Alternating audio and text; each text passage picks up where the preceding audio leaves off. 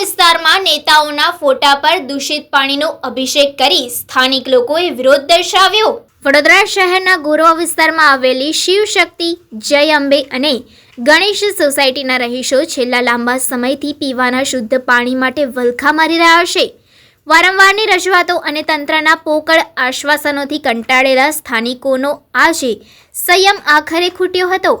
આ સોસાયટીઓની મહિલાઓ અને પુરુષોએ રસ્તા પર ઉતરીને તંત્ર અને શાસક પક્ષ વિરુદ્ધ ઉગ્ર વિરોધ પ્રદર્શન કર્યું હતું। મળતી માહિતી પ્રમાણે વિરોધનું સૌથી આક્રમક પાસું ત્યારે જોવા મળ્યું જ્યારે ગુસ્સે ભરાયેલા રહીશોએ ભાજપના નેતાઓના ફોટા પર નળમાં આવતા ગંદા પાણી અને દૂષિત પાણીનો અભિષેક કર્યો હતો।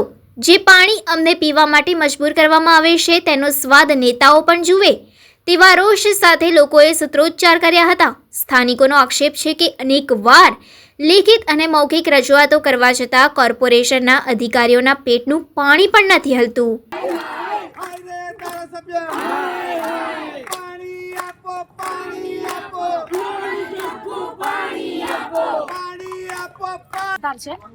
સમસ્યા અમારે ગંદા પાણીની તો છેલ્લા 6 મહિનાથી છે, ગટરની તો છેલ્લા 10 વર્ષથી છે, એવું કહીએ તો પણ ચાલે।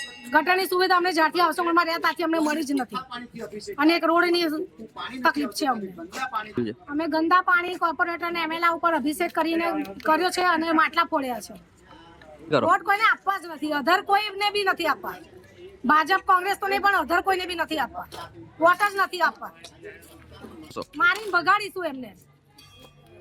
ઓકે, એટલે માટલા ફોડીને આજે વિરોધ કર્યો છે? હા, માટલા ફોડીને વિરોધ કર્યો છે। શું આવો વિરોધ તો અમે 150 વાર કર્યો છે, એકવાર નથી કર્યો। પણ તો હાઉસિંગ બોર્ડમાં કોઈ આવવા તૈયાર જ નથી, તો વોટ લેવા કેમ આવો છો?